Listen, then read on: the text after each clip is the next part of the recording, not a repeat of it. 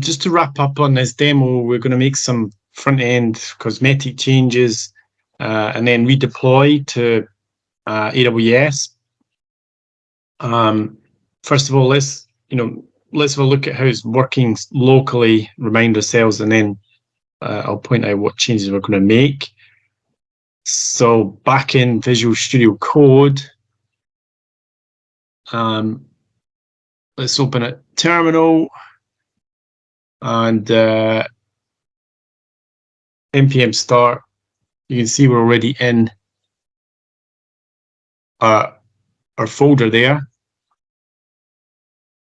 Same folder that we created earlier when we cloned it from GitHub. Okay, we've got an error running this unexpected error while starting serverless offline Lambda server on port 3002. So might want to use, ChatGPT for that, or let's have a quick look.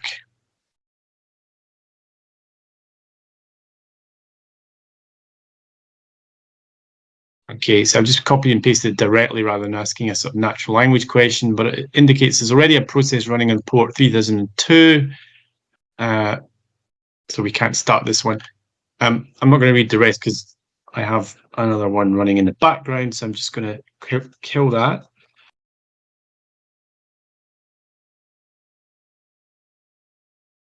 And let's rerun. That should now be fine. npm just cycle back, page up, fix the previous command, and that looks better. Okay, so the local app is, as we remember here, what we're going to change is a number of things. That message there, this message here as well, and I'm going to add a little icon at the bottom. So how do we change those web page messages? Well, we go back to the project structure here. This is all handled through our source code folder. We're going to need a few things here. Let's just open up that, which is React components, some CSS. We'll probably need some styling changes as well. Under here, you will see we've got this is essentially here controlling what message we had there in the middle of that web page. There's another message below it that we're going to change as well. First of all, this one uses a parameter here, and what we're going to do is update that parameters. It's pointing to config.app.title. Config comes from here. It's a variable that we've defined, which uses this module, which is stuck in our components folder. So let's have a look at that one. Components use config. There's a few things going on here. Some more parameters are used. So further level of abstraction here going on. Use context and config coming from here. So let's have a look at the config is coming from the server folder here and config. And you can see as we open that, the first line is that we import manifest from this folder, public. So there are 3 levels of abstraction here: public, manifest, and JSON. So that is, if I scroll back up, it's outside of source folder. There we go, manifest. And this is what we are seeing essentially on that web page. If I go back to here, okay, our title is being drawn really from the short name there. So let's change that. I'm just going to change the short name here. So I'll put in a React, inside the quotes, React.js on AWS Lambda.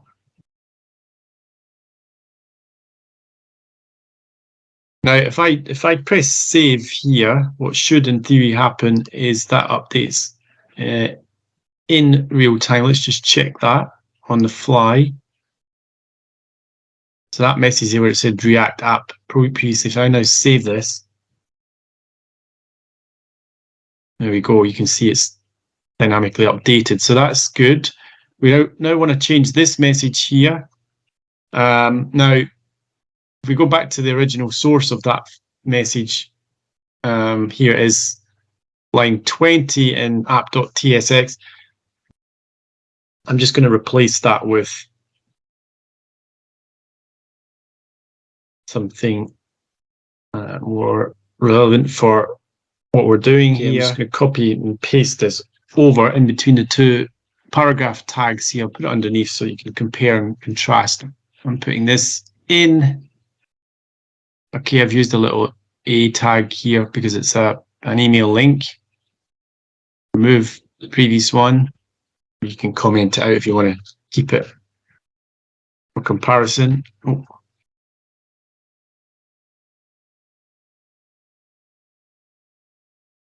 There we go. And again, now if I do that on the fly, let's Control S to save it first. Our front end of our app now updates to that, and we've got an email link there. Last thing I'm going to do is add a little icon. So that's going to involve some CSS. Still in this file.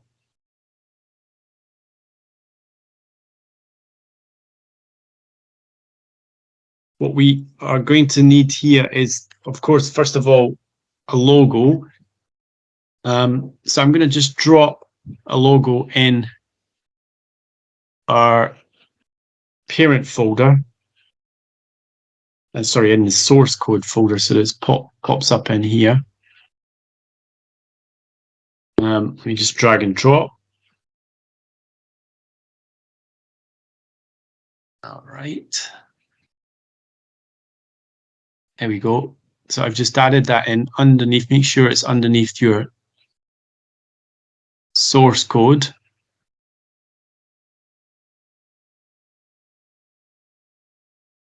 Now back in app.tsx, we need to import that essentially in the same way that we've already imported the spinning React logo. We can copy that line.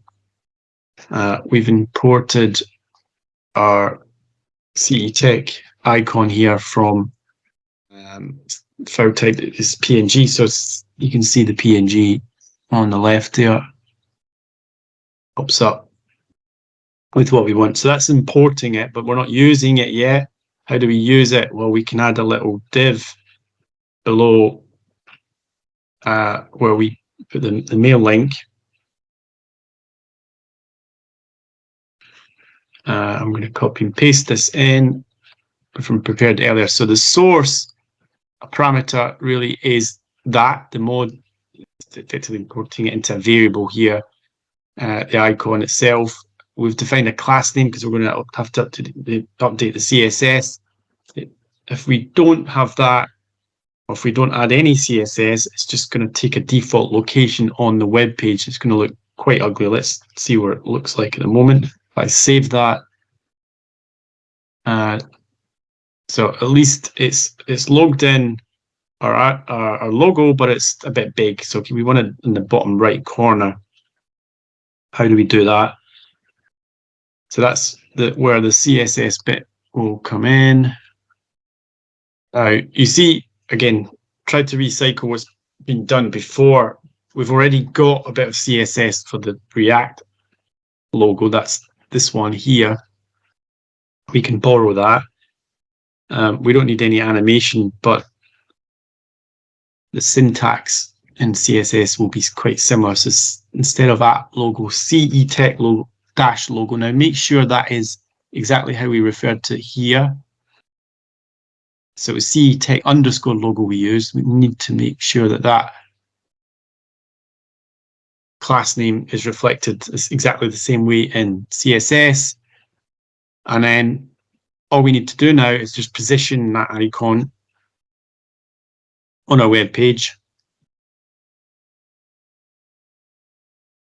I'm going to put this in. There's a few bits here. replace. We don't want this to be animated, but we do want fixed position. We're going to shrink the logo down to 15% of the size that we just saw. And then basically it's going to be 10 pixels from the right edge, 10 pixels from the bottom of the screen. If I save that, fingers crossed, what we should see now is our logo there in the bottom right, so it's nicely placed.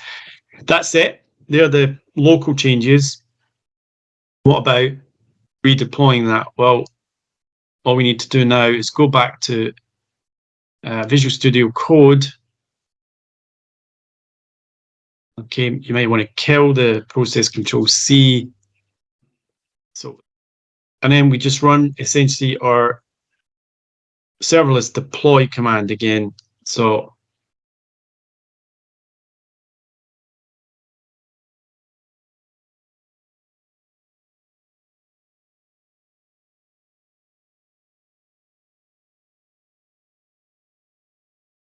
okay, let's run through that pretty quickly, the first part at least.